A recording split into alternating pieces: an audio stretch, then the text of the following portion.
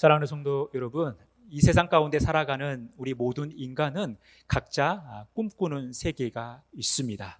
우리 아이들이 태어나서 이제 엄마 아빠를 인식하기 시작할 때쯤 되면 우리 아이들은 어떤 세계를 꿈꾸냐면 바로 포르노와 함께하는 세계를 꿈꿉니다. 그리고 조금 더 자라면 또봇과 함께하는 세상을 꿈꾸죠. 그리고 또 좀 더 자라면 타요와 함께하는 세계를 꿈꿉니다. 그런데 이 타요와 함께하는 세계를 꿈꾸다 보니까 이것이 현실로 나타나는 모습을 보게 돼요. 그래서 이 꿈을 심지어 이제 공룡과 함께하는 세계를 꿈꾸기 시작합니다. 그래서 만들어진 영화가 바로 쥐라기 월드라는 영화입니다. 여러분, 이런 큰 꿈을 가지고 살아가는, 그런 꿈꾸는 세계를 품고 살아가는 우리 아이들이 이제 초등학교에 들어가면 그 꿈이 이 거창함에서 시작했지만, 화려함에서 시작했지만 이제 소박해지기 시작하는 거예요. 초등학교에 들어가면 우리 아이들이 이제 인생의 쓴맛을 보기 시작합니다. 그러다 보니까 이제 우리 아이들이 꿈꾸는 세계는 학원 안 다녀도 되는 세계, 엄마 잔소리를 안 들어도 되는 세계, 이런 세계를 꿈꾸며 살아갑니다. 그리고 중학교에 가서는 왕따가 없는 세계, 또 게임만 좀 실컷 하며 살 수 있는 세계를 꿈꾸죠. 그리고 고등학교에 들어가서는 입시가 없는 세계에서 살고 싶은 꿈을 꿉니다. 그리고 대학에 가서는 이제 취업 걱정할 필요 없는 세계를 꿈꾸며 살아갑니다. 그래서 이제 취업을 하고 배우자를 만나고 결혼을 하고 자녀를 키우고, 이제 자녀를 다 키우고 나면 괜찮을 것 같지만 이제 또 손주를 봐줘야 되는 이 상황 속에서 그냥 가끔씩 교류하고 적당히 떨어진 곳에서 좀 살았으면 좋겠다라는 이 소박한 꿈을 꾸며 살아가는 것이 우리의 모습입니다. 특히 요즘은 어떤 세계를 우리가 꿈꿉니까? 제발 코로나가 없는 세계에 살고 싶다라는 꿈을 꾸죠. 또 요즘 우리 젊은이들에게는 큰 이슈가 되는 어떤 반칙과 또 편법이 없는 공정한 세계에서 살고 싶다라는 꿈을 가지고 살아갑니다. 여러분, 이처럼 우리가 꿈꾸는 세상은, 또 우리가 꿈꾸는 세계는 어떤 상황에 따라서 그 꿈이 사라지기도 하고 또 한계를 경험하기도 하고 늘 바뀐다라는 것입니다. 그래서 우리에게 필요한 것은 어떤 세계냐 하면 바로 주님이 원하시는 세계라는 것입니다. 우리가 살아야 할 세계는 주님께서 원하시는 세계라는 것이죠. 그렇다면 주님이 원하시는 세계가 어떤 세계일까? 우리는 오늘 본문 말씀을 그러한 관점에서 함께 묵상하면서 우리가 회복하고 또 능력으로 갖추어야 할 19번째 이야기를 함께 나누고자 합니다. 여러분, 오늘 본문 말씀은 이제 남쪽 유다의 4번째 왕인 여호사밧 왕에 관한 이야기입니다. 이 여호사밧 왕에게 위기가 찾아왔어요. 우리 1절 말씀 같이 읽겠습니다. 그 후에 모압 자손과 암몬 자손들이 마온 사람들과 함께 와서 여호사밧을 치고자 한지라. 여호사밧 왕에게 위기가 찾아왔는데 어떤 위기냐 하면 모압과 암몬 연합군이 이제 여호사밧을 치기 위해, 여호사밧과 전쟁을 치르기 위해 왔다라는 것입니다. 이스라엘의 최전성기를 구가하던 다윗 시대에 주변에 있는 모든 나라들이 다 눌려 있었던 거예요. 다윗이 너무나 강력했기 때문에 모든 나라들이 다 위축되어 있습니다. 그런데 이제 이스라엘이 남과 북으로 나눠지고 또 북이스라엘과 남쪽 유다가 아합 왕 여호사밧 시대에 연합군을 만들어서 이 아람과 전쟁을 하려고 길르앗 라못에서 전쟁을 했지만 이 아람에게 패하게 돼요. 그러니까 굉장히 위축되어졌겠죠. 이때 틈을 타서 이 암몬과 모압 족속이 그 세력을 누르기 위해서 이제 선제 공격을 하려고 했던 것입니다. 여러분, 지금 이 여호사밧에게 닥친 위기는 어떤 세계의 정세와 주변 나라와의 그 역학 관계 속에서 벌어진 그 어떤 힘의 원리에 의해서 이뤄진 일일 것 같지만, 사실 오늘 여호사밧에게 일어난 사건의 본질은 바로 19장 2절 말씀의 성취라는 거예요. 우리 19장 2절 말씀 같이 읽겠습니다. 하나님의 아들 선지자 에후가 나가서 여호사밧 왕을 맞아 이르되 왕이 악한 자를 돕고 여호와를 미워하는 자들을 사랑하는 것이 옳으니까 그러므로 여호와께로부터 진노하심이 왕에게 임하리이다. 선지자 에후는 여호사밧에게 경고의 말씀을 전해요. 여호사밧이 어떤 일을 행했느냐? 악한 자를 돕고 여호와를 미워하는 자들을 사랑했다라는 거예요. 악한 자를 돕고 여호와를 미워하는 자를 사랑했다. 이 악한 자, 여기서 또 여호와를 미워하는 자가 가리키는 게 뭡니까? 바로 18장 1절에 여호사밧이 부귀와 영광을 크게 떨쳤고 아합 가문과 혼인함으로써 인척 관계를 맺었더라. 하나님이 여호사밧에게 은혜를 주셔서 그가 부귀와 영광을 크게 떨친 거예요. 굉장히 강성한 나라가 됐다라는 거예요. 그런데 하나님이 싫어하는, 하나님을 대적하는 아합 왕과 그 가문과 혼인함으로 인척관계를 맺었다라는 거예요. 다른 말로 표현하면 아합 왕과 친하게 지냈다라는 거예요. 하나님이 가장 싫어하는 존재, 또 하나님을 싫어하는 존재를 지금 여호사밧이 끌어들였다라는 거예요. 이것이 문제가 된 것이죠. 이것은 하나님이 싫어하신 일이에요. 하나님이 싫어하시는 일을 하니까 문제가 발생한 거 아닙니까? 이 여호사밧 왕에게 위기가 닥친 거예요. 그러니 이것은 주변 나라와의 이 관계의 문제가 아니라 하나님과의 관계의 문제라는 거예요. 하나님이 원하시지 않는 일을 하다 보니까 하나님과의 관계에 문제가 발생했고 결국 이것이 삶의 위기로 또 전 국가적인, 전 민족적인 위기로 찾아온 것이죠. 그래서 여호사밧 왕이 할 수 있는 게 뭐예요? 기도밖에 없는 거예요. 우리 3절에서 4절 말씀 같이 읽겠습니다. 여호사밧이 두려워하여 여호와께로 낯을 향하여 간구하고 온 유다 백성에게 금식하라 공포하며 유다 사람이 여호와께 도우심을 구하려 하여 유다 모든 성읍에서 모여 여호와께 간구하더라. 여러분, 여호사밧이 할 수 있는 건 기도밖에 없던 거예요. 온 유다 백성들에게 금식을 선포하면서 온 성읍에서 다 모여 하나님께 기도하는 것, 간구하는 것, 여러분 이것이 여호사밧이 할 수 있는 일이었던 거예요. 금식을 선포하면서 하나님께 간구합니다. 그러면서 그가 결론적으로 이렇게 고백하는 거예요. 우리 12절 말씀 같이 읽겠습니다. 우리 하나님이여 그들을 징벌하지 아니하시나이까 우리를 치러 오는 이 큰 무리를 우리가 대적할 능력이 없고 어떻게 할 줄도 알지 못하옵고 오직 주만 바라보나이다 하고. 여러분, 지금 여호사밧이 할 수 있는 게 뭐예요? 기도밖에 없는 거예요. 왜냐하면 적이 침략해서 전쟁을 해야 되는데 그들을 대적할 능력이 없다라는 거예요. 어떻게 해야 할 줄도 알지 못한 것이죠. 그래서 그가 할 수 있는 것은 뭡니까? 오직 주만 바라보는 거예요. 주만 바라보는 것이 여호사밧과 유다 백성들이 할 수 있는 유일한 길이라는 거예요. 그러면 여러분, 이 주만 바라본다라는 것이 무엇을 의미하냐라는 거예요. 이 주만 바라본다라는 것이 의미하는 것이 무엇인지를 우리가 오늘 함께 묵상하면서 오늘 본문 말씀이 우리에게 주는 교훈을 찾고자 합니다. 여러분, 적의 어떤 침략 앞에 대처할 능력이 없었던, 무기력할 수밖에 없었던 여호사밧이 그가 고백하는 것은 바로 이제 오직 주만 바라봅니다라는 거예요. 그래서 우리가 관심 있게 바라봐야 할 단어가 바로 이 바라본다라는 거예요. 이 바라본다라는 이 히브리어 단어 아인이라는 말은요, 크게 두 가지 의미가 있어요. 하나는 눈이라는 뜻을 가지고 있어요. 여러분, 그래서 오늘 본문을 직역하면 우리의 눈이 여호와 위에 서 있습니다. 다른 말로 표현하면 지금 우리의 눈이 여호와 하나님께 고정되고 있습니다라는 거예요. 지금 그들이 하나님만을 바라보고 있다라는 거예요. 하나님만 바라보는 그들의 시선이 하나님께 집중되어 있음을 보게 되는 거예요. 그 마음의 상태가 그들의 행위를 통해서 나타나죠. 5절에서 6절 말씀 같이 읽겠습니다. 여호사밧이 여호와의 전 세 뜰 앞에서 유다와 예루살렘의 회중 가운데 서서 이르되 우리 조상들의 하나님 여호와여 주는 하늘에서 하나님이 아니시니까 이방 사람들의 모든 나라들 다스리지 아니하시나이까 주의 손에 권세와 능력이 있사오니 능히 주와 맞설 사람이 없나이다.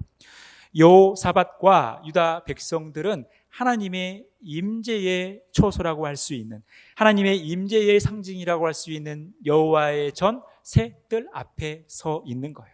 여호와의 전 앞에서 그들이 지금 기도하고 있다라는 거예요. 하나님의 주권을 인정하면서, 하나님의 권세를 인정하면서, 하나님의 능력을 인정하면서 거기에 기댈 수밖에 없는, 그래서 그들의 눈이 여호와 하나님만을 바라볼 수밖에 없는 상황 가운데 있음을 지금 여호사밧은 고백하고 있다라는 것입니다. 그러면서 그들이 또 어떻게 하나님께 나아가고 있습니까? 13절 말씀 같이 한 목소리로 읽겠습니다. 유다 모든 사람들이 그들의 아내와 자녀와 어린이와 더불어 여호와 앞에 섰더라. 여러분, 지금 그들은 모든 사람들, 아내와 자녀와 심지어 어린 아이까지 여호와 앞에 선 것이죠. 여러분, 여기서 말한 어린이, 이 어린이는 어떤 어린이냐면 이제 갓난 아이들, 이제 젖먹이 아이들, 이런 아이들을 어린이라고 이야기하고 있어요.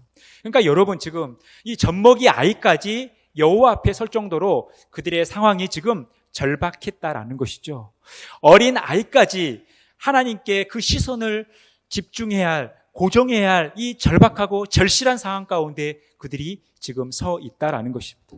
그렇다면 그들이 가지고 있는 그 절박함, 그 절실함이라는 것이 구체적으로 무엇이냐라는 거예요. 그런 의미에서 우리는 이 바라본다라는 이 아인이라는 단어의 두 번째 의미를 살펴볼 수 있어요. 이 아인이라는 단어가 눈이라는 뜻을 가지고 있지만 또 하나는 샘물이라는 뜻을 가지고 있어요. 이것은 무엇이냐면 저수지나 우물과 같이 그런 고여있는 물이 아니라 계곡에서부터 흐르는 물을 의미하는 거예요. 살아있는 물을 의미하는 것이죠. 그래서 지지난주에 우리가 에스겔서를 살피면서 하나님께서 이스라엘을 회복시킬 때 이러한 환상을 에스겔을 통해서 보여주신 것이죠. 우리 에스겔 47장 12절 말씀을 같이 읽겠습니다. 광좌우가에는 각종 먹을 과실나무가 자라서 그 잎이 시들지 아니하며 열매가 끊이지 아니하고 달마다 새 열매를 맺으리니 그 물이 성소를 통하여 나옴이라. 그 열매는 먹을만하고 그 잎사귀는 약 재료가 되리라.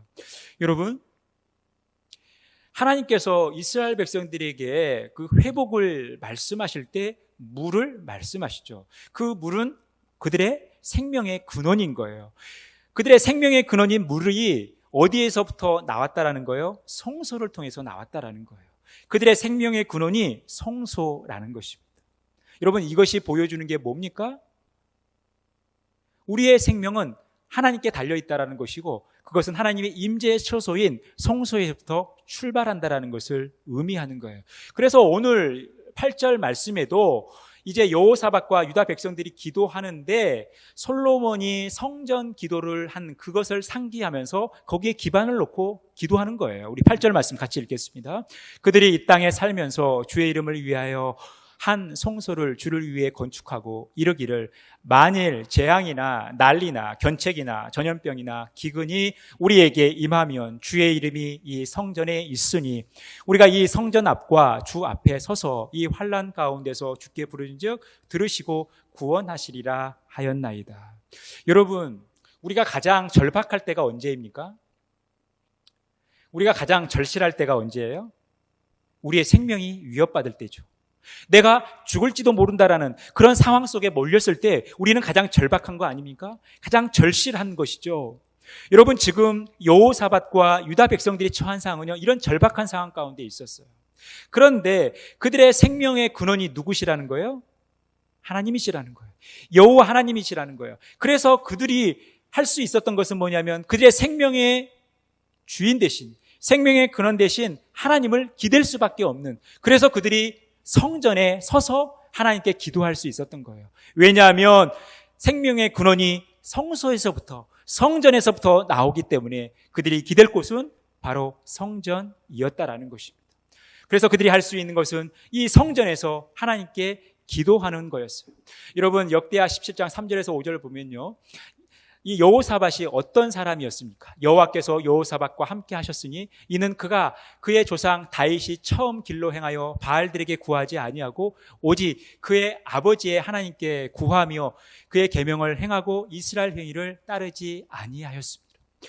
여호와께서 여호사밧과 함께 하셨다라는 거예요. 그래서 그가 다윗처럼 하나님께서 기뻐하시는 일을 한 것이죠. 그래서 바알을 구하지 않았어요. 하나님 뜻대로 살았어요. 그러다 보니까 어떤 일이 생겼습니까? 그러므로 여호와께서 나라를 그의 손에 견고하게 하심에 유다 무리가 여호사밧에게 예물을 드렸으므로 그가 부귀와 영광을 크게 떨쳤더라. 하나님이 그와 함께 하시니까, 하나님이 그를 견고하게 하시니까 그의 부귀와 영광이 크게 떨쳤다라는 거예요. 그래서 이제 또 어떤 일이 발생합니까? 10절 말씀. 여호와께서 유다 사방의 모든 나라에 두려움을 주사 여호사밧과 싸우지 못하게 하시매. 여호사밧이 너무 강력하니까, 부귀와 영화가 땅에 떨치고 있으니까 아무도 그를 대적할 수가 없는 거예요. 싸우려고 엄두를 내지 못한 거죠. 사실은 여호사밧이 강력했다기보다는 여호사밧과 함께 하시는 하나님 때문에 아무도 그를 대적하지 못했던 거예요. 여호사밧에 대한 두려움을 가지고 있었던 거예요. 그런데 그 두려움이 지금 누구에게 임하고 있어요? 3절에 보니까 여호사밧에게 임하고 있는 거예요. 주변의 나라들이 두려워했는데 그 두려움을 지금 여호사밧이 가지고 있다라는 것입니다. 그러니 여러분, 여호사밧이 가지고 있는 두려움은 어떤 두려움이에요? 여호사밧이 왜 두려움을 가졌습니까? 왜 그에게 두려움이 임했어요? 방금 살폈던 것처럼 18장에 하나님이 원치 않는 아합 왕과 어울리면서 하나님께서 원하시지 않는 삶을 산 것이죠. 그래서 그에게 두려움이 임한 거예요. 그러니까 그 두려움은 사실 적을 향한 두려움보다는 하나님을 향한 두려움이었던 거예요. 그래서 여호사밧이 할 수 있는 것은 기도밖에 없었던 거예요. 하나님의 이름을 부를 수밖에 없었던 것이고 하나님께 간구할 수밖에 없었다라는 것입니다. 그래서 그는 하나님께 기도합니다. 기도하고 나서 어떤 일이 발생해요? 우리 22절에서 23절 말씀 같이 읽겠습니다. 그 노래와 찬송이 시작될 때 여호와께서 복병을 두어 유다를 치러 온 암몬 자손과 모압과 세일산 주민들을 치게 하심으로 그들이 패하였으니 곧 암몬과 모압 자손이 일어나 세일산 주민들을 쳐서 진멸하고 세일 주민들을 멸할 후에는 그들이 서로 쳐 죽였더라. 유다 사람이 들 망대에 이르러 그 무리를 본즉 땅에 엎드러진 시체들 뿐이요 한 사람도 피한 자가 없는지라. 하나님께서는 이 전쟁에 개입하신 것이죠. 이 전쟁은 하나님께 속해 있음을 말씀하시면서 이 전쟁을 통해서 하나님께서 승리케 하셨어요. 이스라엘이 할 일이 없었어요. 남쪽 유다 백성들이 여호사밧이 할 일도 없이 하나님께서 전적으로 개입하셔서 이 전쟁을 이끌어 가셨던 거예요. 이 전쟁을 승리로 이끄셨던 것입니다. 여기에서 머물러 있지 않아요. 하나님께서 전쟁을 이기게 하신 것뿐만 아니라 하나님께서 또 어떤 은혜를 주십니까? 29절에서 30절 말씀 우리 같이 한 목소리로 읽겠습니다. 이방 모든 나라가 여호와께서 이스라엘의 적군을 치셨다 함을 듣고 하나님을 두려워함으로 여호사밧의 나라가 태평하였으니 이는 그의 하나님이 사방에서 그들에게 평강을 주셨음이라. 여러분, 하나님은 이스라엘 백성들로 하여금 전쟁에 이기게 하신 것뿐만 아니라 다른 또 적군들에게 두려움을 주셔서 다시는 또 이스라엘을 넘보지 못하도록, 남쪽 유다를 넘보지 못하도록 하셨다라는 거예요. 뿐만이 아니라 하나님께서 그들에게 무엇을 주셨다라는 겁니까? 평강을 주신 거예요. 평강을 주셨어요. 이것이 뭐예요? 하나님께서 그들에게 은혜를 주셔서 그들이 누리는 그런 놀라운 삶이라는 거예요. 여러분, 이것이 어떤 세계예요? 주님만 바라보는 세계에서 일어나는 일이죠. 주님만 바라보는 세계에서 누리는 이 혜택을 지금 여호사밧과 유다 백성들이 누리고 있다라는 것입니다. 여러분, 우리가 하나님을 섬기면서 이런 혜택을 누리며 살아가는 거 아닙니까? 우리가 주님만 바라본다라는 것은 이런 혜택이 있는 거예요. 주님이 우리를 이기게 하신다라는 것입니다. 여러분, 살아있는 생명체는 크게 동물과 식물로 나눕니다. 이 식물은 또 어떻게 나누냐면 크게 두 종류로 나눠요. 하나는 굴광성 식물, 또 하나는 굴지성 식물로 나눠요. 굴광성 식물은 이 태양의 방향에 따라 움직이는 식물을 굴광성 식물이라고 해요. 굴지성 식물이라는 것은 이 중력의 방향을 따라 움직이는 식물을 말하죠. 그런데 이 굴광성 식물 중에 가장 대표적인 꽃이 있죠. 바로 해바라기예요. 해를 보면서 그 꽃이 방향을 튼다라고 해서 해바라기예요. 절대 잊어버릴 수 없는 이름이죠. 저도 이 꽃 이름을 초등학교 때 배웠지만 지금도 안 잊어먹고 있습니다. 여러분, 이 해바라기는 해를 바라보며 살아가는 존재인 것입니다. 여러분, 우리 그리스도인의 많은 별명이 있어요. 하나님을 섬기는 하나님의 백성에 많은 별명이 있다라는 것입니다. 그 별명이 뭡니까? 주님을 바라보며 살아가야 되는 주바라기라는 거예요. 우리는 주바라기라는 이 별명을 가지고 살아가는 것입니다.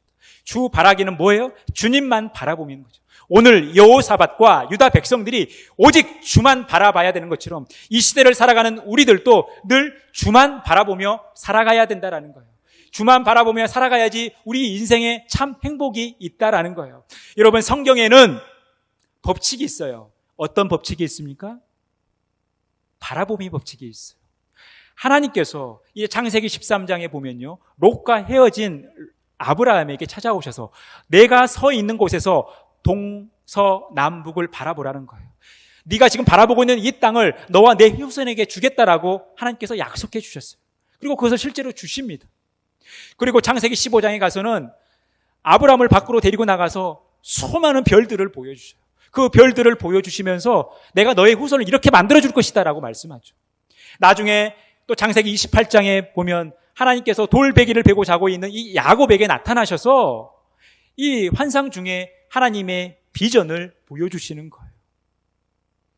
그리고 민수기 21장에 보면 하나님을 원망하며 하나님 앞에 범죄한 이스라엘 백성들을 하나님께서 불뱀을 보내셔서 죽게 하시지만 모세로 하여금 놋뱀을 만들어 장대에 매달게 해서 그 뱀에 물린 자들로 하여금 그 놋뱀을 바라보게 하셔요. 그래서 그 뱀을 바라보는 사람들은 다시 살아나는 것이죠. 사무엘하 28장에 보면 다윗이 하나님 앞에 범죄합니다. 하나님이 하지 말라고 한 인구조사를 해요. 그래서 재앙이 미칩니다. 3일간 전염병이 일면서 7만 명이 죽어요. 그런데 하나님께서 아리우나의 타작마당에서 그 심판이 멈추는 그것을 보여주시면서 다윗으로 하여금 회개하시는 거예요. 여러분, 이것이 성경에 나타난 바라봄의 법칙이죠. 이 시대를 살아가는 우리들은 누굴 바라보며 살아갑니까? 우리의 구원을 위해서 십자가에 달려 죽으신 예수 그리스도, 그분을 바라보며 살아가는 것, 여러분, 이것이 우리의 모습이에요. 그래서 우리는 어떠한 상황 속에서도 늘 주만 바라보는 주바라기의 삶을 살아가야 된다는 거예요. 그런 우리들이 살아가는 세계가 주바라기 세계, 주바라기 월드라는 것입니다. 우리가 이 주바라기 월드 속에 살아갈 때 하나님께서 우리에게 베풀어 주신 그 은혜를 누린다라는 것입니다. 그런데 여러분, 우리가 이 주바라기 월드 속에 살아가면서 이 주바라기 월드 세계에 살아가는 우리들에게 하나님이 주신 위안과 또 하나의 숙제가 있어요. 그 숙제가 무엇일까요? 여러분, 32절 33절에 보면 여호사밧을 성경은 이렇게 평가하고 있어요. 우리 같이 읽겠습니다. 여호사밧이 그의 아버지 아사의 길을 행하며 돌이켜 떠나지 아니하고 여호와 보시기 정직하게 행하였으나 산당만은 철거하지 아니하였으므로 백성이 여전히 마음을 정하여 그들의 조상들의 하나님께로 돌아오지 아니하였더라. 여러분, 아사의 길을 걸어가면서 이 여호사밧은 하나님을 떠나지 않았어요. 하나님 보시기에 정직하게 행했어요. 여호사밧 왕만큼은 하나님 앞에 훌륭한 왕이었다라는 거예요. 그런데 그에게 2% 모자란 것이 있었는데 뭐예요? 산당은 철거하지 않았다라는 거예요. 그래서 백성들로 하여금 하나님을 떠나게 하는, 하나님을 배신하게 하는, 하나님 앞에 범죄하게 하는 그 여지를 남겼다라는 것입니다. 이것이 여호사밧의 한계예요. 뭔가 2% 모자란 여호사밧의 개인적인 삶에도 이렇게 나타나죠. 35절에 보니까 유다 왕 여호사밧이 나중에 이스라엘 왕 아하시아와 교제하였는데 아하시아는 심히 악을 행하는 자였더라. 여러분, 오늘 본문에 이 여호사밧에게 일어난 이 전쟁의 위협이 무슨 일 때문에 생긴 거예요? 하나님이 원치 아니하시는 아합 왕과 어울려서 그런 거예요. 그래서 그 위기가 닥친 거예요. 그런데 하나님께서 이 위기를 해결해 주셨죠. 전쟁에서 이기게 하셨어요. 그런데도 또 이 여호사밧 왕이 행하고 있는 것은 뭡니까? 아합 왕의 아들인 아하시아와 똑같이 어울리는 거예요. 똑같이 친하게 지내는 거예요. 그래서 일어난 결과가 뭡니까? 37절 말씀 같이 읽겠습니다. 마레네 사람 도다와후의 아들 엘리에셀이 여호사밧을 향하여 애언하여 이르되 왕이 아하시아와 교제함으로 여호와께서 왕이 지은 것을 파하시리라 하더니 이에 그 배들이 부서져서 다시스로 가지 못하였더라. 하나님이 원치 않는 일을 하면 이런 일이 생기는 거예요. 아합 왕 때도 마찬가지고 또 아하시아와 어울릴 때도 마찬가지예요. 하나님께서 원치 않은 일을 하면 하나님께서 싫어하시는 거예요. 그래서 그의 삶에 위기가 닥치는 것이죠. 그런데 여러분, 이런 2% 모자란 이 여호사밧의 모습, 그 모습을 계속해서 반복적으로 행하고 있는 이 여호사밧임에도 불구하고 하나님께서 여호사밧을 어떻게 해요? 위기 가운데 구원해 주시죠. 도와주시는 거예요.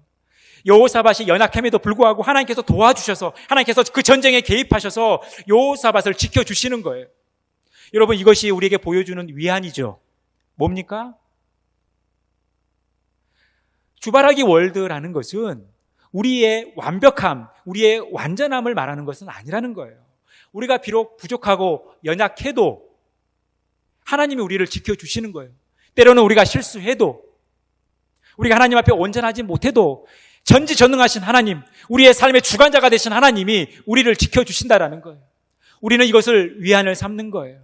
여러분, 그래서 우리가 주바라기 월드 속에 살아갈 때 우리가 꼭 완벽한 것은 아닙니다. 온전한 것은 아니에요. 우리가 연약함에도 불구하고 하나님이 우리를 지켜주신다는 이 사실이 우리에게 주는 큰 위안이죠. 그런데 우리가 여러분 이 위안에서 머물러 있어서는 안 되는 거예요. 다른 한 면으로 우리의 연약함이 온전히 하나님께 집중하는데, 온전히 하나님을 바라보는데 방해가 되어서는 안 된다는 거예요. 여러분, 여호사밧이 나름 훌륭한 왕이었지만 항상 여지를 남기는 거 아니에요? 산당을 제거하지 않아서 백성들로 하여금 죄를 짓게 만들었어요. 또 자기도 하나님께서 원치 않는 나쁜 사람들과 하나님을 대적하는 사람들과 동맹을 맺고 어울리는, 같이 힘을 합치는 이러한 일들을 행하고 말았다라는 거예요. 사랑하는 성도 여러분, 우리는 우리의 연약함에도 불구하고 우리를 도우신 하나님을 바라보며 살아가야 하지만 우리의 연약함이 하나님께 온전히 집중하는데, 하나님께 온전한 삶을 살아가는데 방해가 되지 않도록 철저히 이것들을 제거하는 그런 모습들이 필요하다라는 것입니다. 사랑하는 성도 여러분, 저희 가족은 4명입니다. 저희 가정에는 남자 3명과 또 여자 1분이 살고 있어요. 여러분, 여기서 남자 셋은 저희 아들들 둘과 저입니다. 그런데 뭐 대부분 가정이 그렇지만 자녀들이 보통은 엄마에게 기울죠. 무슨 일이 있으면 엄마 편을 듭니다. 그리고 엄마와 더 친합니다. 그런데 저희 가정도 마찬가지인데 저희 남자 셋이 뭉칠 때가 있어요. 언제 뭉치냐면 우리가 대형 쇼핑몰에 갔을 때. 남자들이 가장 싫어하는 게 뭡니까? 쇼핑이거든요. 그래서 우리 남자들은 이 쇼핑몰에 갔을 때 유일한 낙이 뭐냐면 식품 코너에 가서 시식하는 거예요. 그런데 요즘은 코로나 때문에 이것도 못하죠. 그러니까 쇼핑몰 가는 게 재미가 없습니다. 그리고 남자들은 되게 필요한 물건, 그날 사려고 했던 물건만 딱 사고 나오는 게 이게 익숙해요. 그래서 우리 남자들이 뭐 안 그러신 분들도 있지만 제일 싫어하는 말이 뭐냐면 아이쇼핑이에요. 아이쇼핑. 사지도 않을 거면서 구경만 하는 걸 제일 싫어하는 거예요. 그러니 우리 남자들이 뭉칠 수밖에 없는 거죠. 저희 남자 셋이 뭉칠 수밖에 없는 거예요. 그래서 제가 저희 아내한테도 이 쇼핑몰에 갔을 때 항상 얘기할 때, 그리고 제가 전에 동역자들과 함께 뭐 교회 행사에 필요한 물건을 구입하기 위해서 쇼핑몰에 갔을 때 항상 하는 이야기가 뭐냐면 바로 앞만 보고 가시오. 앞만 보고 가시오. 옆에 기웃거리지 말고 앞만 보고 가시오. 여러분, 얼마나 볼거리가 많습니까? 우리의 시선을 끄는 것들이 얼마나 많아요. 그런데 그런 것들에 시선을 빼앗기다 보면 정작 시간이 지연되어지고 또 힘들어지는 거예요. 여러분, 우리가 주님을 바라본다라는 것은 주님께 집중하는 거예요. 우리의 시선을 주님께 고정하는 거예요. 신실하신 하나님, 그 약속을 반드시 성취하시는 그 하나님께 우리의 시선을 고정하는 거예요. 하나님의 주권을 인정하면서 하나님께 소망을 갖고 절박한 심정으로 하나님을 의지하고 바라보는 거예요. 이것이 주님을 바라보는 것입니다. 그런데 여러분, 우리의 이 시선을 주님께로 향하는 데 있어서 방해하는 것들이 얼마나 많습니까? 여러분, 우리의 시선을 끄는 화려한 것들이 얼마나 많아요. 게임이 그렇죠. 미디어가 그렇죠. 요즘 스마트폰 얼마나 우리의 시선을 끕니까? 여러 취미생활, 여가선용, 여러분, 이런 것들이 주님께 집중하는 데 많은 방해가 되는 거예요. 하지만 우리가 주님께 집중하는 거예요. 여러분, 어린 아이와 같이 주님을 바라보는 것이죠. 바라본다라는 것은 젖먹이 아이가 그 엄마만을 바라보고 있는, 배고픈 아이가 엄마의 얼굴만 쳐다보고 있는 이 상황을 묘사하고 있는 거예요. 그래서 여러분, 시편 123편 1절에서 2절 말씀에 보면 우리의 시선이 어떠해야 되는가를 시편 기자는 고백하고 있습니다. 우리 같이 한 목소리로 읽겠습니다. 하늘에 계시는 주여, 내가 눈을 들어 주께 향하나이다. 상전의 손을 바라보는 종들의 눈같이, 여주인의 손을 바라보는 여종의 눈같이 우리의 눈이 여호와 우리 하나님을 바라보며 우리에게 은혜 베풀어 주시기를 기다리나이다. 여러분, 우리가 하나님을 바라본다라는 것은 상전의 손을 바라보는 종들의 눈처럼, 여주인의 손을 바라보는 여종의 눈처럼 하나님을 바라봐야 된다라는 거예요. 절박한 심정으로 하나님 없이는 안 된다라는 것, 하나님 없이는 우리는 죽을 수밖에 없고 실패할 수밖에 없고 절망으로 빠질 수밖에 없다라는 이 간절함과 절박함을 가지고 주님께 우리의 시선을 고정해야 된다라는 거예요. 주를 바라본다라는 것, 우리가 주바라기 월드 속에 살아간다라는 것은 바로 이러한 모습들이 우리 안에 회복되어져야 한다라는 것입니다. 이 주바라기 월드 속에 살아간다는 것은 우리의 시선이 주님께 온전히 고정되는 것이고 주님의 주권을 인정하며 우리에게 반드시 그 약속하신 말씀을 성취하신다라는 믿음을 가지고 주님을 향하는 것, 여러분, 이것이 주바라기 월드 속에 살아가는 우리의 모습이라는 것입니다. 사랑하는 성도 여러분, 우리가 지금 코로나 시대를 살아가고 있어요. 여러분, 이 바이러스 하나도 우리 힘으로 감당할 수 없죠. 그러니 여러분, 지금 우리는 주님만 바라봐야 할 시대입니다. 바이러스 좀 잡으려고 하면 변이 바이러스들이 나오죠. 이제 좀 백신도 좀 어느 정도 보편화되면서 접종률이 높아지면서 좀 안심한가 했더니 4차 유행이 왔어요. 그래서 이제 교회도 다음 주부터 실시간 온라인 비대면으로 예배할 수밖에 없는 상황 가운데 있습니다. 여러분, 우리가 이 상황 속에서 우리가 할 수 있는 것은 주님만 바라보는 거 아닙니까? 주님께 소망을 두며 주님께 기대는 거 아니에요? 그런데 여러분, 이 주바라기 속에서 우리가 반드시 기억해야 될 것, 바로 하나님이 우리에게 주신 위안, 우리는 비록 부족하고 무기력하지만 하나님이 우리를 지켜주시고 도와주신다는 사실. 여러분, 이 바이러스가 창궐하여 현장에 도저히 모일 수 없는 이 상황 속에서도 여러분, 우리 하나님께서 우리 인간들에게 지혜를 주셔서 여러분 온라인으로도 이렇게 예배할 수 있음이 얼마나 감사합니까? 하나님의 은혜가 아니면 설명할 수 없는 거예요. 여러분, 불과 몇 년 전만 해도 여러분 상상할 수도 없는 일 아닙니까? 현장에서 우리가 못 모인다, 상상도 못할 일이에요. 그런데 또 상상도 못할 일은 집에서 온라인으로 예배할 수 있다는 사실이에요. 여러분, 하나님이 이 어려운 시기를 살아가면서 우리에게 주는 위안입니다. 하지만 우리에게는 이 주바라기 월드 속에서 하나의 숙제가 남겨져 있는 거예요. 바로 우리를 향해 도전하는 편의성이에요. 이 편리함과 우리가 싸워 나가는 거예요. 이 편리함이 하나님께 집중하는데 방해가 되지 않도록 이것을 철저히 제거하는 모습들이 우리 안에 있어야 된다는 거예요. 여러분, 우리가 작년 3월 달부터 이제 비대면으로 예배하기 시작했습니다. 여러분, 처음에 얼마나 어색했어요. 현장에 가지 못하고 인터넷으로, TV로 예배할 때 여러분 얼마나 마음이 불편했어요. 혹시 하나님 앞에 죄 짓는 건 아닌가? 이렇게 예배해도 되는가? 여러분, 아마 그런 마음들이 여러분들에게 있었을 거예요. 그런데 시간이 지나면서 몇 개월이 지나니까 굉장히 익숙해진 거예요. 이제 예배하는데 잠자리에서 일어나자마자 세수 안 해도 되고 누가 보는 사람 없으니 머리도 안 빗어도 되고 심지어 파자마 차림으로 예배하고 너무 편하거든요. 이것들이 너무나 익숙해졌어요. 그러니까 이제는 현장에 오는 게 더 어색한 이런 상황이 돼버렸습니다. 여러분, 우리가 누릴 수 있는 이 편리함, 이것이 하나님께 집중하는 데 방해가 된다면 여러분, 우리가 이것을 돌이켜야 돼요. 끊임없이 하나님의 시선에서, 또 우리가 하나님을 향한 시선에서 벗어나지 않도록, 그것이 혹 방해가 될 수 있는 편리함이 우리에게 지나치게 나타난다면 이것들을 경계하는 모습들, 그 숙제가 우리에게 남겨져 있는 거예요. 이제 우리가 다음 주부터 또 비대면 예배를 합니다. 우리에게는 그 편리함의 도전이 우리에게 올 거예요. 그때마다 여러분, 우리가 하나님께 집중하는 일에 방해가 되지 않도록 늘 깨어 하나님께 기도하며 하나님을 바라보시라. 이 주바라기 월드 속에서 오직 주님만 바라보시면서 주님께 소망을 두는 그런 복된 삶 살아가시기를 간절히 축원합니다. 이 은혜가 저와 여러분들 가운데 가득 넘치기를 간절히 바랍니다.